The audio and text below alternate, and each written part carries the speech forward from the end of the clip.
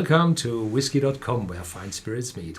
My name is Lüning, Horst Lüning. This is my son Ben, and today we have a experience whiskey tasting. An advanced whiskey Advanced, taste. you called it advanced. Advanced, yeah, that was a big clue. How do you call a whiskey taster that is not a beginner anymore?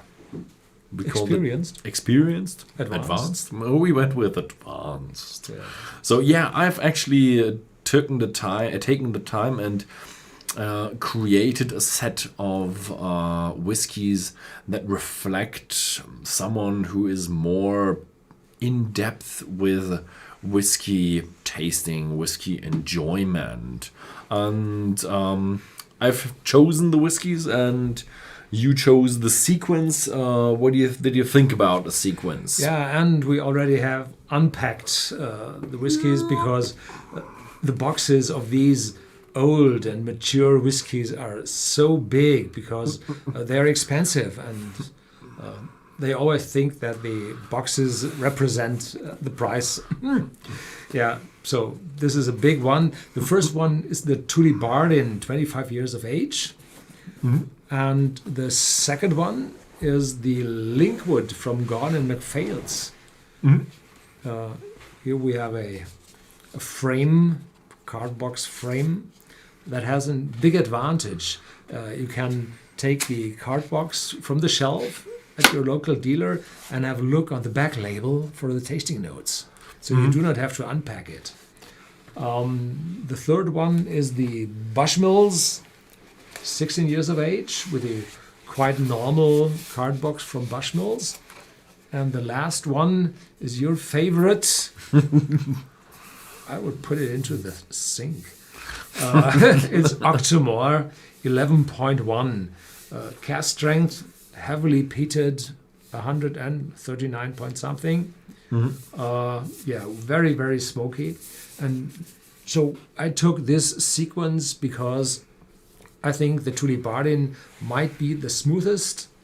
The Linkwood is sherry cask matured, more intense, but the Bushmills, even triple distilled, has 3 different casks they use for maturation, and we know that whiskey very well. It was Whiskey of the Year some years ago, and I think last year. So we know it's quite intense from the cask maturation. And the last one has to be the smoky one, because after that, every other whiskey would have a problem. Yeah, my idea behind that was, first of all, I wanted to have an old whiskey. So I had a look kind of with affordable old whiskies, and we came across the Tullibardine as a good old and affordable whiskey. The next one, we wanted to have an independent bottling, and in the end, we ended up with an old independent bottling with the Linkwood. And the Bushmills was one where you have, first of all, a foreign, not Scotch, and so an Irish, and also one with exceptional cask selection.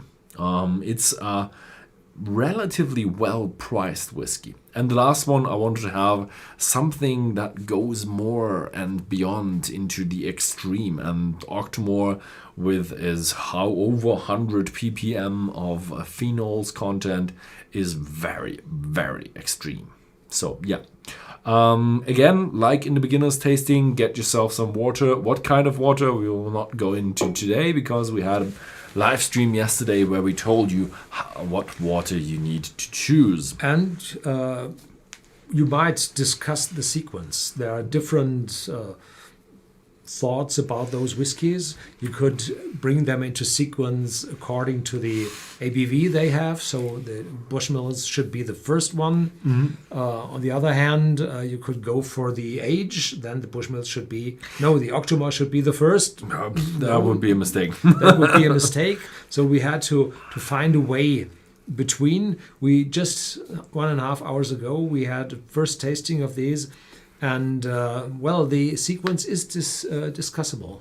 It is discussable, and probably would change it now, but I have kind of a script, and I want to talk about stuff and show you with a bottle, hey, this is why, and that's why we'll keep it that way. Slovakia, Rio de Janeiro, New York, Holland, wonderful, Texas, USA, from everywhere. Okay. Thank you for being here. Thanks for watching. And so the first one is about old whiskey. We have a whiskey that is older than 20 years. That's kind of, it's not officially where old whiskeys start, but it's kind of where old whiskeys start. If you have a 1 in front in first digit, then it's a good whiskey, a normal matured whiskey. But if you have a 20-year-old whiskey, it's an old whiskey. And so typically the 18-year-old, very often you're able to pay for that. It's not that expensive, but as soon as there's a 2 in front of the next figure, then prices rise quite steep, sharply. And we have around here, around 160 euros, 200 euros. This is quite cheap, below 100, and this one is 130 euros. So the price is quite steep today, but you get older whiskies. And Susanna Self, $9.99. Thank you. So the age of a whiskey is now the topic we want to discuss. An old whiskey starts with 20, but where does it end? It kind of ends at 60.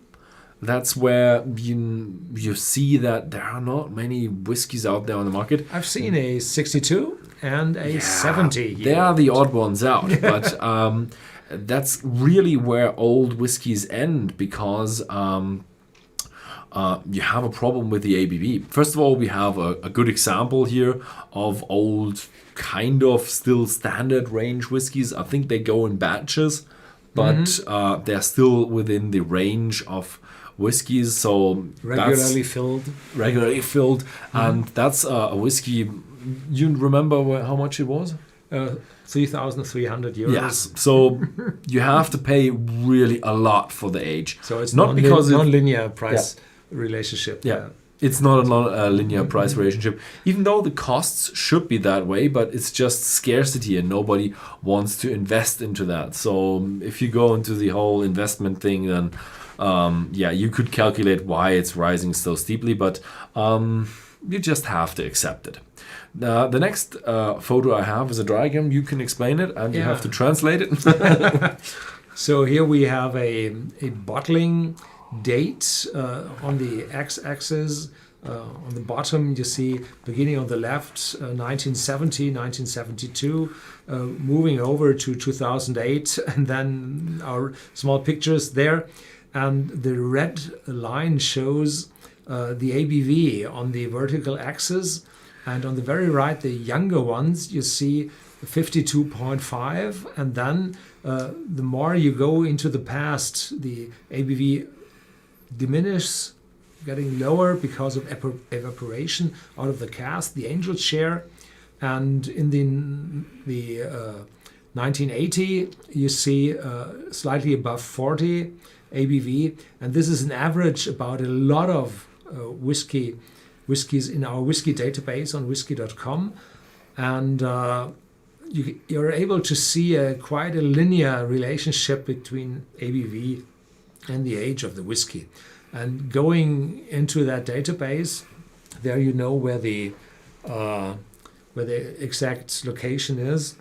You can have your own diagrams calculated by the system, where you can put several axes at each other and have some calculations inside the database. This here is the bottling year. You could also use the distilling year. Would be also interesting if that has an influence on the alcohol content.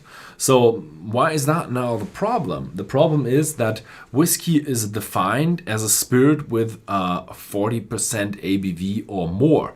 So at a certain point, the ABV in the cask reaches so critically low ABVs that the distilleries are afraid that they can't bottle it as a whiskey anymore. So they have to bottle it by that time. So that's why there is a limit on old whiskies that have an age statement of 60 plus years on the cask. And So more than 50 is already difficult. More than 40 is already difficult. 40, 50, starts to become really difficult, and you will barely see one above 60. And also, you have to have a really large pocket to pay for that. Yeah. So that was a little excursion into old whiskey and where the limits are. Lower limit 20, that's where we talk about old whiskey, and the upper limit's about 60.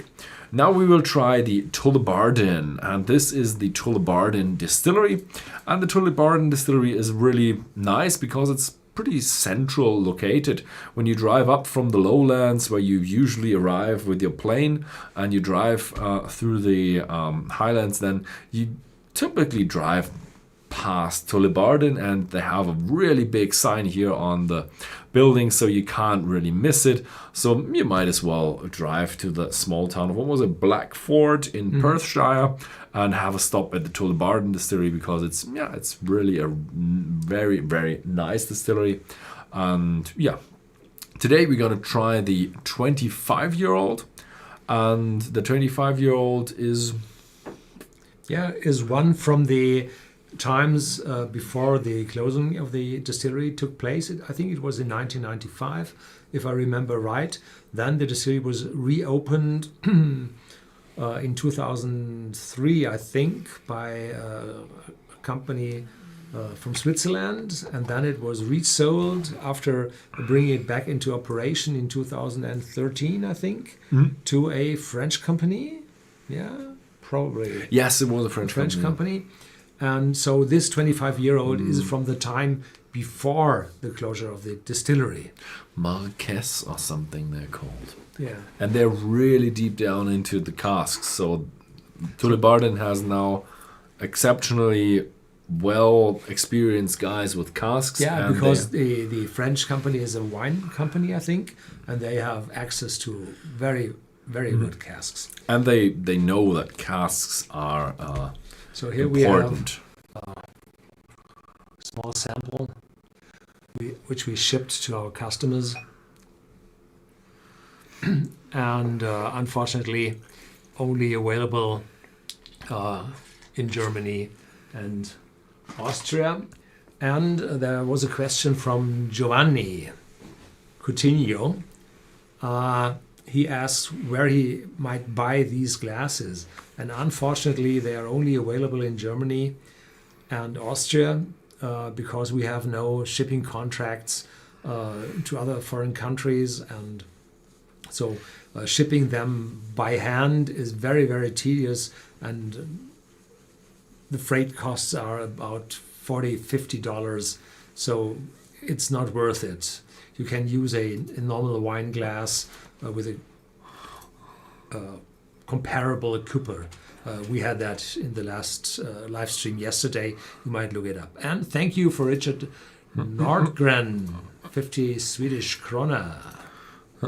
A drum a day keeps COVID away. Yeah. There is no scientific proof, and we're not claiming that and everything. Otherwise, we get. Will horse be growing a beard too soon? I had a beard early this year for a week, and I didn't make it over the itchy part. No. Mm-hmm. Yeah. So what do you have? Tullibardine 25.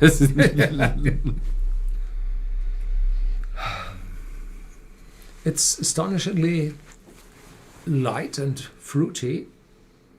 It's complex, so the age shows in the complexity, but not in this old dark mood. So there might be sherry casks in it, but not too many.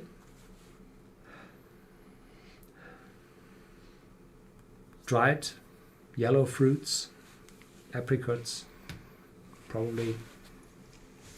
Little spicy coming up, cooling. Toffee, caramel. Yeah, very complex. It's a wonderful mixture between darkness, like dark fruits, and an oaky character, and that maturity, and also there are some fresh fruits in there. So for a 25-year-old, it's surprisingly fresh and fruity in the smell. But you can already feel that there is a good amount of oak, a good amount of maturity in there. I love it. So it's a wonderful, complex, deep whiskey. Yeah. Cheers. Cheers.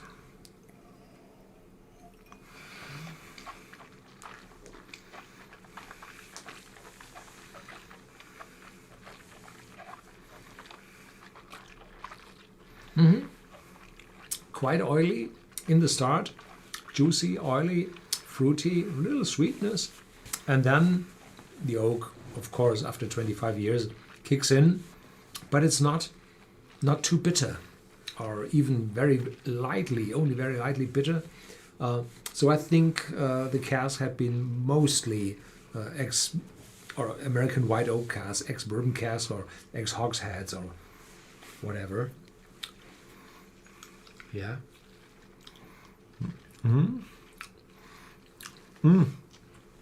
It's a lot darker than I thought.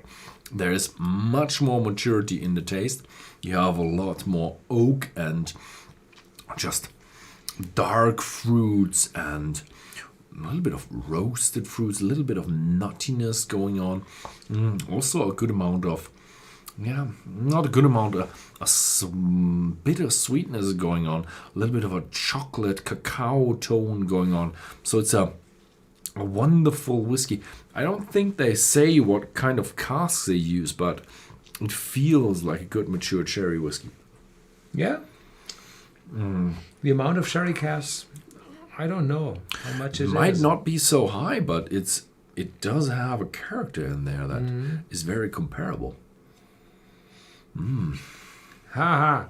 Frankie Hawkins, I love your reviews, but I would like if you could do a score on the whiskey you drink, because people want to know what's the best whiskey. Please give a rating. No, definitely no. We decided not to give it. People found out that I really give a voting. So if I'm placing the glass back to the cask and I put it hard, it's no good. So if I put it, so then it's better. And if I taste it once, it's okay.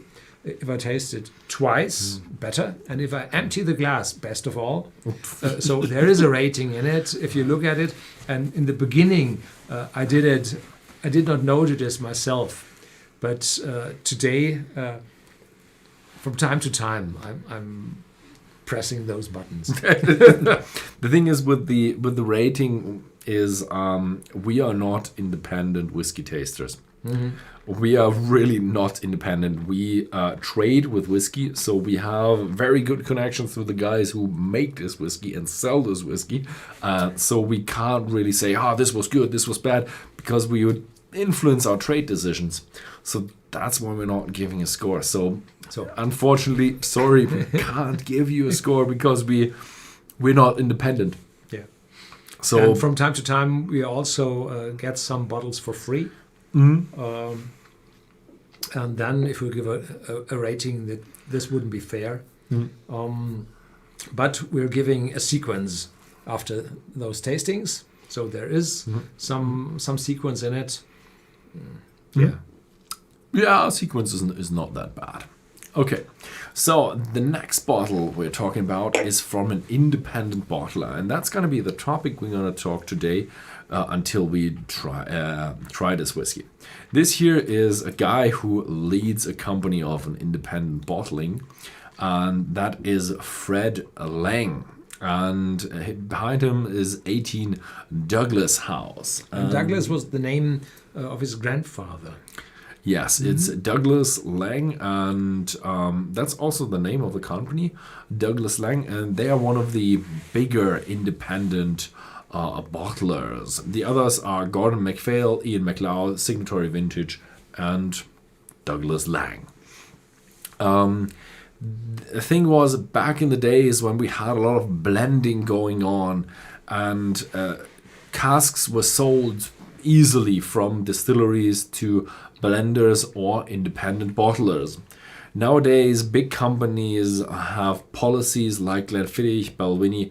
They don't sell no matter what. And so you will not see any reasonable priced independent bottlings from Glenfiddich and Balvenie because they're not coming out anymore. There are other distilleries that still sell casks to the independent bottlers, but they are becoming less and less because of big multinational companies that don't have policies not to sell these casks. But times change. When the boom was really going on in the year 2000, a lot of distilleries stopped selling casks, bulk whiskey to independent bottlers, even to other companies, because every big corporation got their own distilleries they needed for their blends. So the profession of the broker wasn't no longer able to earn money with that. And in the year 2007, 2008, well, casks were available because the financial crisis, they need cash flow. And then they sold to the independent bottlers and they filled up their stores, their warehouses, really to have more for the next time. And when the boom came back again, well, no longer casks were sold. So it's an on-off business, and you have to have deep pockets to fill up your stores. Also, another tactic from the independent bottlers is that they buy distilleries. They are not small companies. And if, for example, Signatory Vintage bought Edredor and expanded it even now, and Ian MacLeod bought Glengoyne And Tamdhu. Gordon MacPhail bought, they are building just right now the Cairn distillery And bought the Ben Romach distillery in the year 2000, yeah. So, and as you said, they bought tons and tons of casks. So the independent bottlers really have very interesting casks lying around. I've been to one independent bottler, I'm not naming any names here because they want to stay a bit quiet around there. I've seen 10 casks of Ardbeg 1984.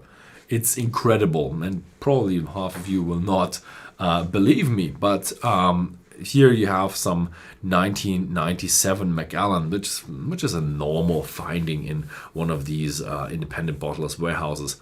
And some distilleries are really interested in these old casks because they can sell them under their name for incredible prices. And these independent bottlers can use that as leverage. They say, okay, I would say change that cask for 20 new ones. So they get 20 new casks from that distillery and they have to wait again. So there are ways for these distilleries to get new casks out on the market, but some companies are really strict. Some distilleries really don't give out any casks. That was it for the independent bottlers. Now let's have a look at the distillery we're gonna taste now. It's a Linkwood. I've actually taken this photo, but I've just taken it from the street. I've never been into the distillery. You've been into that? Yeah, I've been there, but it was in 1994, I think. Oh, that's not long. But things do not change. Probably they painted the walls to the street, but all those great granite walls, they don't change. And it's a workhorse for the blended whiskey industry, and there is rarely a bottle out there which you might call an original bottle. There is a Flora and Fauna bottle on the market, which is said to be the original because it's bottled by the proprietor, by the big company of Diageo. But most of the independent bottlings I know of come from Gordon MacPhail, and they had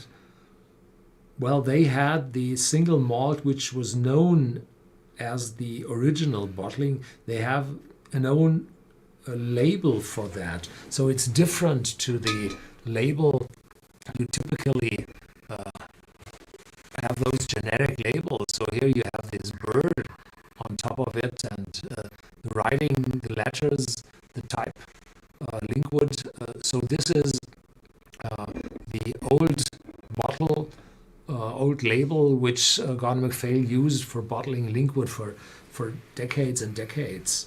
So this is very close to the original, where you can go for. Yeah. The thing is, if you have an independent bottling, you are allowed to use the name of the distillery. So you're allowed for Gordon MacPhail is allowed to say this is a Linkwood whiskey, but they are not allowed to use their emblem, their brand. They are not allowed to imitate their original bottlings. They have to show, yeah, it's a Gordon MacPhail from the distillery of Linkwood. And in this special case, the old label, which was the original bottling in former times, they are allowed to use it. Other distilleries which do not, or other independent bottlers who do not have this old connection, aren't allowed to use that. So this is the closest you're able to go to a original bottling. These distilleries are a bit special, as they, as you said, they didn't have their own bottlings with these flora and fauna, and there are more of them in the past. So the old Mortlach had been has the same individual label, but Mortlach now issued an own series, but the connections to Gordon MacPhail of these old distilleries are still there, and they're still allowed to do it. And you buy this right with a cask. So if you bought it then you can use it, and if the distillery says no, then from that time on it's no longer allowed. This is a little bit more sherry in it, really. So this is a big sherry cask whiskey, lightly sweet, brown sugar, and this hazelnuttiness sherry casks typically show. Yeah. It's a wonderful sweetness in there, and I'm really a bit puzzled if it's a honey sweetness or brown sugar, raw sugar, and combined with a lot of somebody said orchard. Yeah, definitely orchard. A mixture of fresh and very ripe fresh fruits, maybe here and there a little bit of a plum or dried fruits, and together with a good maturity, so it has a good amount of oak in there as well. Yeah. Nice. Cheers. Cheers.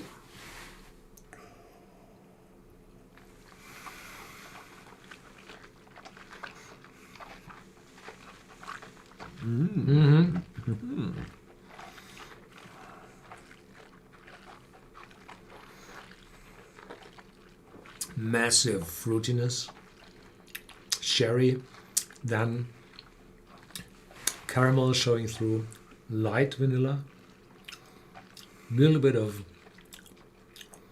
dark chocolate coming up, more than a Tullibardine had. So massive cask influence, spicy, oaky, a big mouthful. And there was a question, or a Casper Henriksen said they had a disappointing finish. The independent bottler, Gordon MacPhail, has a vat which carries 5 to 8 casks, and each batch is different to each other because the cask numbers are not that high. And from time to time you have more of sherry cask, less of sherry cask, or more first fill, less second fill. So there are differences in those bottlings of independent bottlers, as always. I find it more mature and more oaky than in the smell. That big orchard of different fruit condensed down to a few fruits, combined with a lot of oak, a lot of maturity, and it feels a lot older than Tullibardine. Finish, I would say it has a normal finish, but not too long. Not too long. It's a normal finish, but it fades out with oak. But not bitterness. No.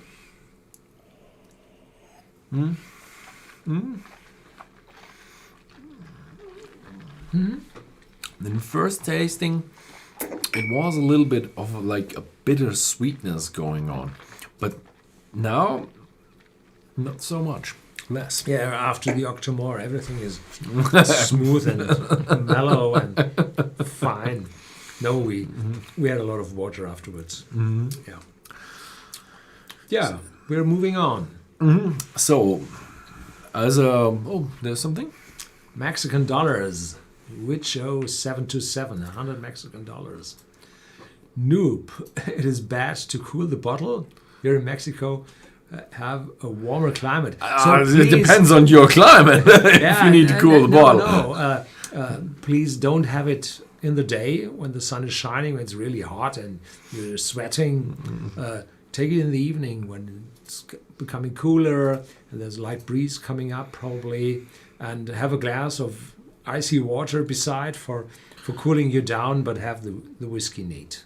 Yeah, so the perfect temperature for whiskey is said to be around 20, 22, like the normal room temperature in Scotland. Today in Scotland it's 15. Yeah, room temperature. Okay. But the next topic is a bit about collecting whiskeys. So if you get into the whiskey trade or whiskey hobby, then there are a lot of collectors out there, and you have to be aware of whiskeys, and you will see that there are some connections and prices and some unexpected things going on with prices. So if you want to collect bottles, you've written a lot of good text about that. What should you look out for? Yeah, so there are different types of collectors. There's the typical normal starter who says, I want to have a bottle of each distillery in Scotland. So this is a tedious work, and you will not succeed in, because a lot of distilleries have closed, and so they typically modify this task to which are open or were open when I started to collect, and so on. But getting your fingers on a Glenflagler or a Banvivis, that's quite difficult. And even to get a Little Mill today or a Millburn isn't that easy any longer. So others go for every bottle of a particular distillery when I started to collect or so on. But looking at distilleries like Macallan or Ardbeg, they bring out a lot of different bottles, and they are from time to time very, very expensive, and you're hardly able to get a bottle of those because everybody looks for those bottles and they're gone really, really fast. In the past, typically people collected 3 bottles of each type, one for tasting, one for collection, and one for exchanging with others for new bottles to collect. For a friend. The saying is one for drinking, one for yourself, and one for a friend. And there are 2 other types of collectors. One is you're collecting for the taste because you're intending to consume all those bottles you collect. And the others are those who collect for value, for rising value. And both are, well, they love and hate each other, because the collector who collects for value will sell it from time to time for a much higher price, for a good margin. And the collector who would try to taste that whiskey, he will be happy to have that, even to that high price for tasting it. And on the other hand, the collector for the price always says, well, they are buying those bottles and drink them, so no longer bottles for me. So it's love and hate, the same happening everywhere. That's the way for collection. And there are bottles out there. We have a picture of a very rare bottle. This is a white Bowmore from 1964. And this is one of the It's the cousin of a bottle which is one of the most famous collector's bottle. It's the Black Bowmore, 1964. There had been 3 bottlings in the final release in 1995. So when it was 31 years old or 30 years old. And the first bottles we sold for 75 euros. Well, the euro wasn't there then, but converted in today's euros. And the last one we auctioned for 2,805 euros. So prices went up very, very steeply. And this year, 1964, was the year the new proprietor took over Bowmore. I think they were bankrupt or close to bankrupt. And they got the distillery, and then they filled extremely well casks.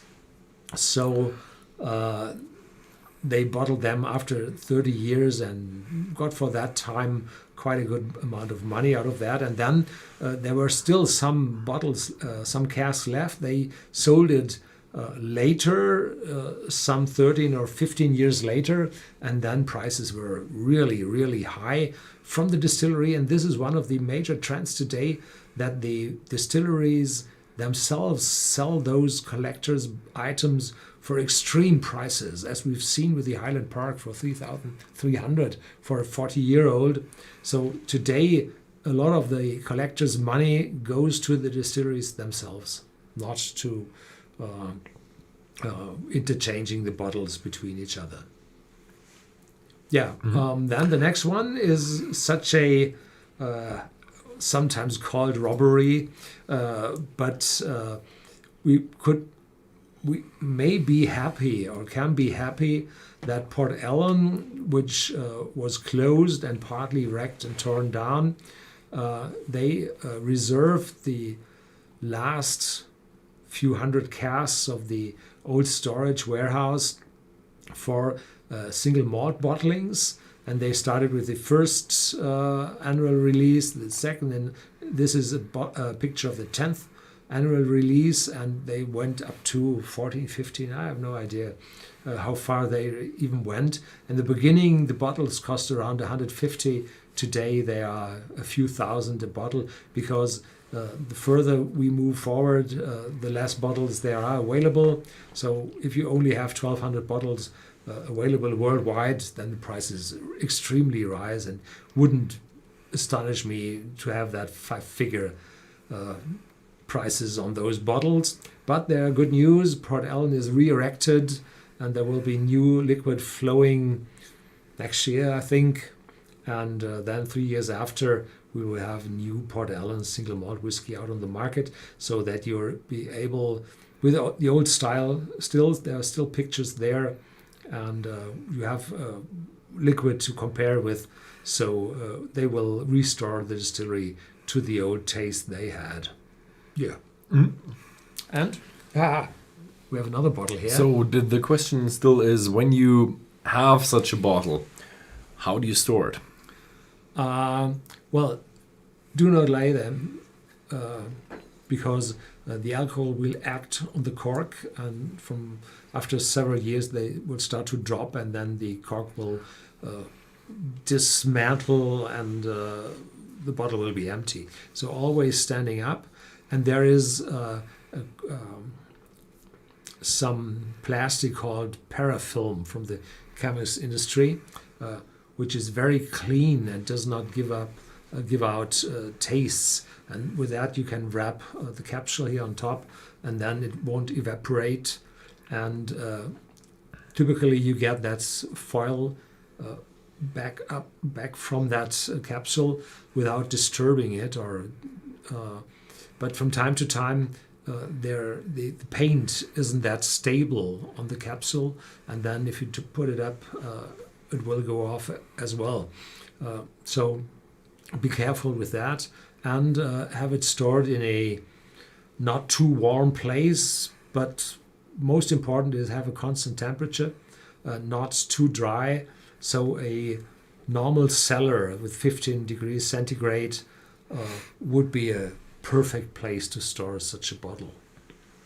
Yeah. And this bottle is very interesting.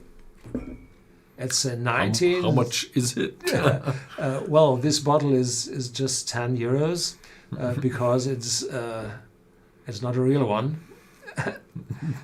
This is a fake bottle for placing it into your showroom and having no fear to be collected by thieves. But if that would be an original, tens of thousands, 50, 60, 70,000. So, but this shows you there are fake bottles out there. Yeah. You can make fake bottles.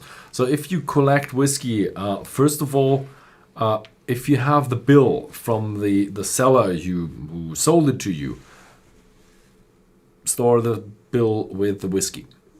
Put it next to it, wrap it around it, or I don't care. But when you want to then sell the whiskey or auction it or something, you can say, I've bought it here at that date from that seller, from that trader, and this is the whiskey.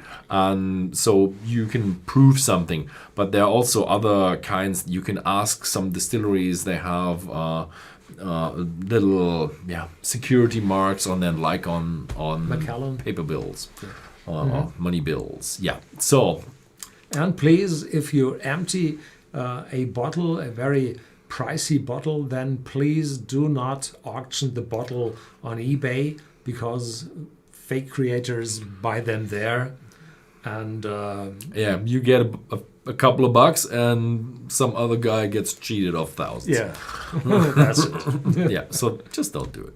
It's not worth it. Just take it to the glass collection. Or place it in your shelf. Oh, yeah. Remember it. Remember it. Yeah. Yeah, so that was about introduction into collecting whiskies. There are more informational written down on Whisky.com. You've written some good text and we translated it. So if you'd like to know more about what to look for, like you always should have a date or an age statement on your whiskey that you want to collect, because there are tons of whiskeys out there and everybody comes to us, is this whiskey worth something? This could be from any time and it's a really old blend, just $20 probably. Yeah. So the next one whiskey we're gonna have is a Bushmills whiskey, and we've been to this distillery together, and it's the old Bushmills distillery from, what is it, 1608. Yeah, But very 1608 old. is, well, a little bit weird. You can see here on the Tullibardine, it's 1488 here on the capsule on top. So this is at the Tullibardine. This 1488 is a fake because the first whiskey mentioned on paper was in 1495, I think, or 94. So it's 500 years, more than 500 years. And 1488, there a king moved by the Tullibardine location and bought some beer over there, and people think that there might have been a distillery as well at that place. They told me that it is the brewery, and they said it was, I think it was called Tullibardine as well. So Tullibardine had been a brewery, but okay. Officially 1488 Tullibardine, the brewery. Yeah. So, and Bushmills, the building you just saw, were the oldest buildings in that complex, are from the 18th century, 1700 something. And the 1608 is from a paper giving the license to a distillery in the county of Antrim. And Bushmills is located as well in that county. And they say, well, we are the only heritage of that old distillery. So 1608 is our date. And this means that we are the oldest distillery in the world still working, which is, well, the Scotch are not amused and say, no, we are 1494, 95, whatever. So there is always this dispute which one is the oldest. Definitely Bushmills is old, and It's Northern Ireland. It's not the Republic. Yeah. Bushmills does have a lot of low-priced whiskies, and there are also some blended malts from Bushmills because they do have column stills. But this here is a Bushmills single malt 16-year-old. So when you go into the premium stuff from Bushmills, it's 16 years and above. I'm not sure, is the 10-year-old also a single malt? Yes. Also single malt, so the 10-year-old's also it's a bit more matured premium. in 2 different casks, the 10-year-old, and the 16-year-old is matured in 3 different casks. Yeah. And so there are some blended whiskies from Bushmills, but it's a mixed distillery. It has the really, really mainstream stuff and the good stuff. So they show you can make the split. So there are really mainstream whiskies out from Bushmills, but this one is premium. But it's not that expensive. No, it's only 80 to 90 wherever you live. And the price had been much higher. But then the distillery conglomerate was bought by a big company. And then the watchdog said, no, you have to sell off some brands. And they say, well, we will sell off Bushmills. And then they started to increase sales. They reduced the price, increased sales. It typically cost around 100. Then prices went down, revenues rose. And with that, I think that's my personal meaning, that they rose the price for the distillery. They sold it then. And afterwards, it was really hard to bring the prices back up. But now it's there. And I think it was good for the brand because it's no longer that expensive and unavailable for people. So I think the 16-year-old is okay. There's a 21-year-old out on the market with a Marsala cask, I think, or a Madeira cask. Finish, which is wonderful as well. And that is still 150 something. Yeah. Mm-hmm. So this is our second round. And now it's a lot more in it than before. The first time it was a little bit weak, but now it's much more intense. Deep, but a fresh citrus note in it as well. Some marzipan, this aromatic note of marzipan, those almonds and rose water in it. Yeah. Yeah. This is a wonderfully balanced whiskey, and this is what I really love about the Bushmills 16. I think we give it a Whisky.com award of the year for the 16-year-old Bushmills, and that's just because it's so wonderful, that mixture between smoothness, complexity, oak, fruitiness, a little bit of nuttiness going on. There's just so much going on, down to these triple distillation, the triple cask maturation. It's just so wonderful. It's nicely to enjoy, not overpriced, high priced, but also very complex, very deep. It's so they really have ex-bourbon cask, ex-sherry cask, and ex-port casks. So triple. And the 10-year-old has just 2 casks. Mm-hmm. Yeah. Cheers. Cheers.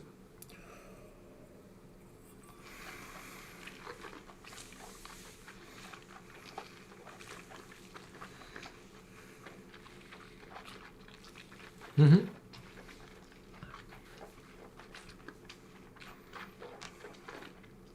This whiskey has only 40% ABV, but the oak from the maturation really spreads out on my tongue. With the first sip, it was quite weak, as I said, and this time it now builds up, brings a lot more intensity. The mouth is full, mouth-watering, little bit of dryness in the aftertaste. Little bit, a hint of dark chocolate. Very pleasant, juicy, oily sipping. Yeah. Also, again, a wonderfully balanced whiskey. A mixture between sweetness with marzipan, also with some fruitiness going on. A good amount of oak already in there. Yes, it's a 16-year-old whiskey. And just wonderfully sipping smooth. Brilliant.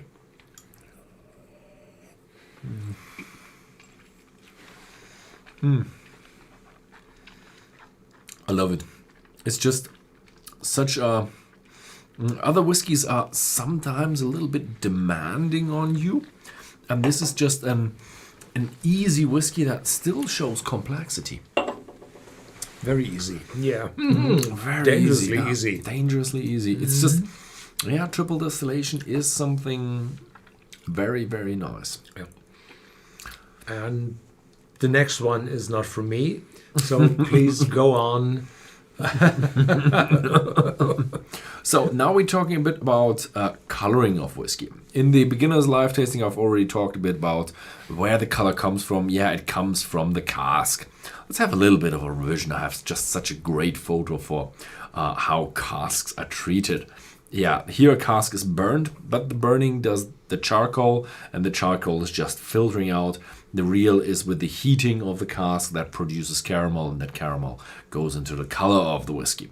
But I've done an experiment with the cask. I've put a cask to acrylic glass bottom and tops, and then I've put it in a sealed, not sealed container, a cloth container with constant lighting, and then I let it sit there and put a time lapse on it. So I've watched actually whiskey mature. Like grass growing. Yeah, it's as fun as grass growing or paint drying, even slower.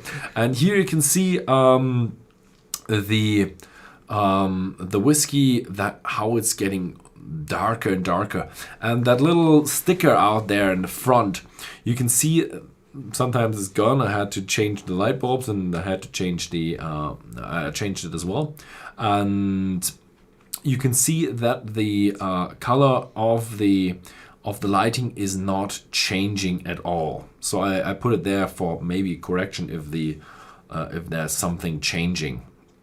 And yeah, you can also see that the water level is dropping, and one of my lights, the whiskey level, and one of the lights failed, and also that the at the beginning it is very, very fast giving out these this coloring, and also that the coloring at the bottom is stronger than at the top. Yeah, because you solute the caramelized sugars, and those molecules are heavier or more heavy than the alcohol, so they have to be at the bottom. But when you have enough of them, then dissipation takes place, and the color spreads because the room is warmer, and then you can't keep the color on the bottom. And you can see the air in the upper part of the cask, and you can see at the front the level falling. That's not evaporation. There's a little bit of evaporation, but most of that is by taking samples. Yeah, taking samples. Okay, some of it is soaking the cask as well. So it is, I think this video is about a year. If you type into YouTube Whiskey Vision TV, then you'll have a lot of videos, a lot of time lapses where you say my first 100 days or something like that.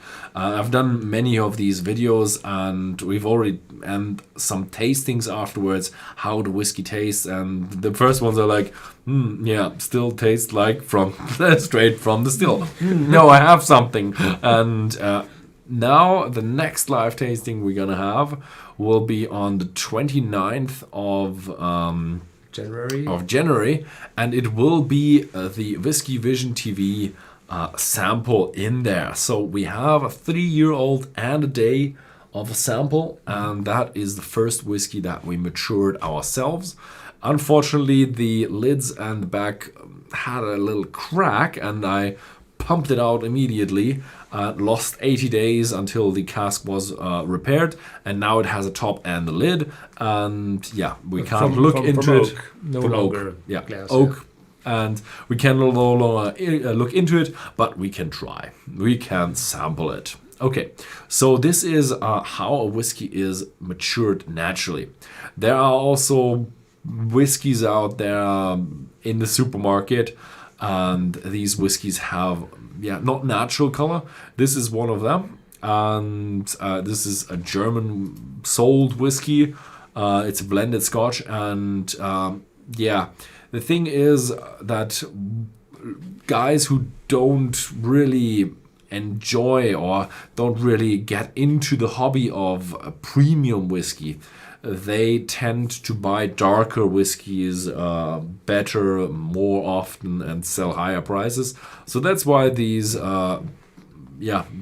sellers color their whiskey, make it darker, and it sells better. Also, you can talk a little bit about the chill filtration. Yeah. Here you have a picture where I compare two bottles, one in room temperature and the other one on the left-hand side, close to chilling. I put it overnight outside, so happily nobody passed by and took it.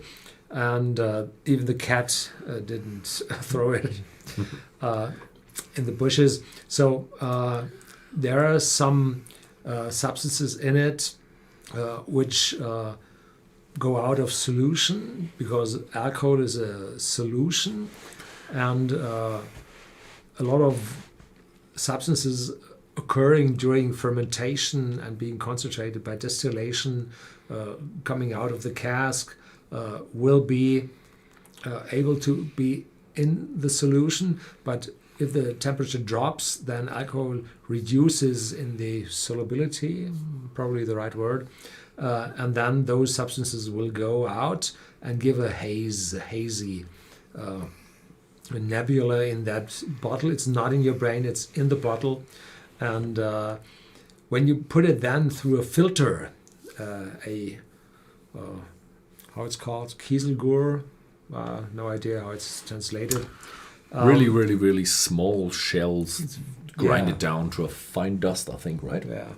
And then you take them out, and then it will be clear as the right one, and then it will regain temperature. And when you then cool it down by pouring it over ice, then it won't turn hazy again, because all those substances are filtered out. And a lot of people say, well, this filtering means that you lose taste from the whiskey. I did a big investigation, a scientific article also on Whisky.com, where we gave out samples to well-experienced connoisseurs, over 1,000 samples, where we took normal whiskies, unchill filtered, chill filtered them ourselves, and put both samples out and have the connoisseurs give ratings, and there was no difference in rating between the chill filtered and unchill filtered ones in average. But when the cask was not intense, so you had refill or refill hogsheads, then the filtering brought out a better whiskey. So if you have cheap whiskey from cheap casks, reused casks, then chill filtering is good. And if you have better casks, then chill filtering does not bring anything. And then we would like to have our whiskey as it was produced by nature.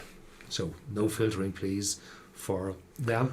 But if you dilute those unchill filtered whiskies from 46 or 48% down to a 40, then the haze will come out again, not only by chilling, just by a reduction in ABV. And so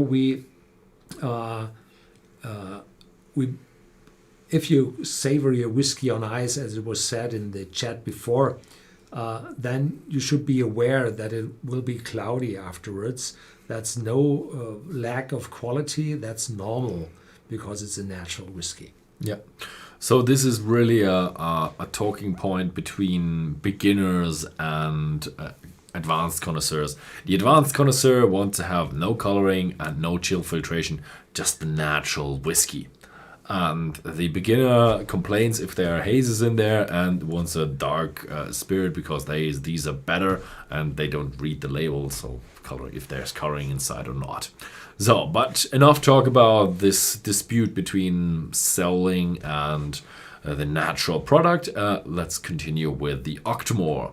The Octomore comes from a small Islay distillery, not small, a normal Islay distillery called Bushmills, and it's awesome. They always have that nice Christmas tree made of casks.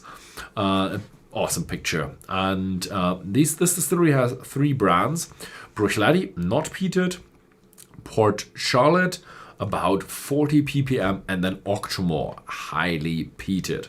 And the Octomore has a ppm level written on every bottle, and it's written here. Don't know if you can see it, and it says 139.6.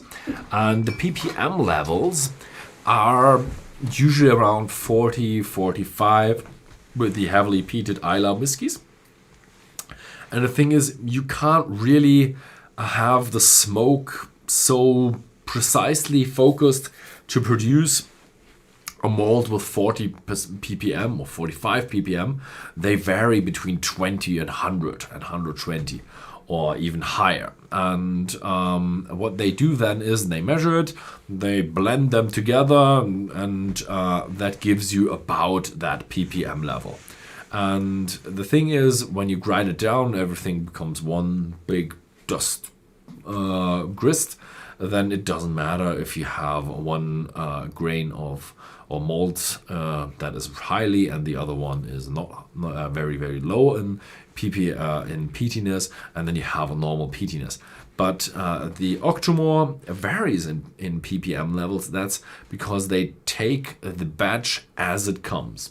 So the batch for this Octomore 11.1 had the, no, I forgot it again, the 139.6 ppm. So that's how they arrive with these strange numbers of ppm.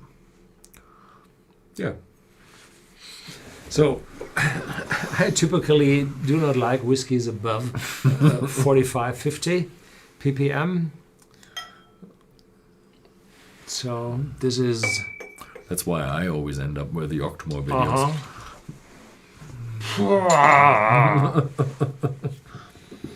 Oh, this is different to the first one. How is the chemistry?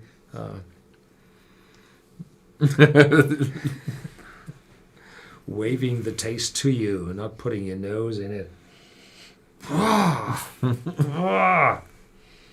So this is hefty, but if you're aware of these 45, 50 ppm malts from Islay's south coast, then this is not twice or 3 times as intense as those, because there's a nonlinear relationship between the ppm and the feeling about the peat level.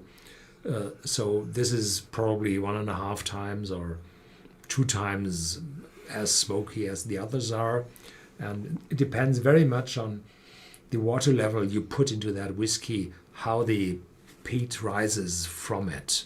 So you have to reduce the solubility of the whiskey by putting in a little bit of water, and then those substances not able to stay in solution any longer will rise up from the whiskey, and then you get the real kick. So a little bit of still water is good for that, and I'm not tasting whiskey with 59 point something neat, so I will dilute it down to 50. And the first time I had it just 1.5 hours ago, I had a little bit too much, so probably 53, 55 would be okay. Just a few drops of water would be fine. And there is it's not that stinky. There are whiskeys out there which have this phenol, disinfection, hospital smell. And this is not too hefty. This has a little bit of smoked ham, bonfire, and of course a little bit of disinfection. Yeah. Tar. Yeah, I already had a bit of water in there. Without the water, it was very fresh. And even with the drop of water, it releases all the smoke inside the whiskey. And I love that. It's heavy. It's smoky. It's just a bourbon cask maturation, no sherry or anything else that might disturb you too much from that great smoke. You have some fresh fruitiness in there, but just a smidge of it. There is a statement of Ori to Giminyubu. No, it's heavily overpriced. Somebody. No, it was the posting above that. The Octomore gives the same imagination of smokiness, but is priced half the price. Well, the Octomore is quite smoky, but you won't find it in cask strength, and you won't have those extremely high ABV ppms. So there is some value they're giving to you, but I agree the price relationship is non-linear. Yeah. So you have to pay a lot more for that.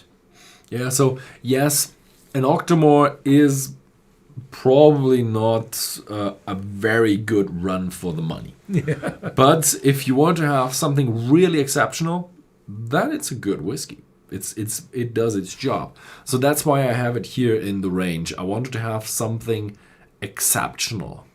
So the price value victory of whiskey will be the Bushmills, but for the most exceptional taste, it will definitely be the Octomore. So I do have a citrus note in it.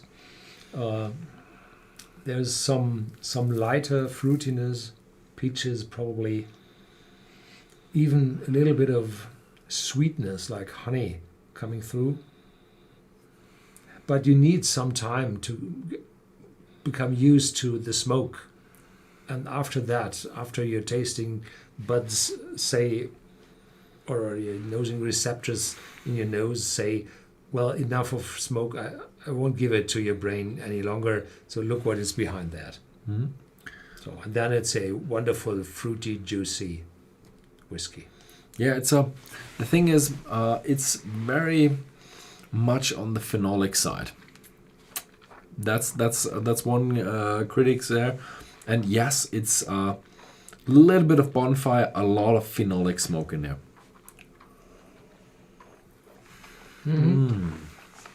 And having it now with probably 52, 53 in my glass, it's much better than going down to 46 or 48 I had. Very fruity, lots of citrus notes, sugary, brown sugar, peaches, and then after that some oakiness appears, a little bit of peppery, and this is vintage 2014, 5 years of age, so it's quite a young whiskey, but it's already mature, and the more phenols, the more smoke a whiskey has, the less you will taste the youthness of a whiskey.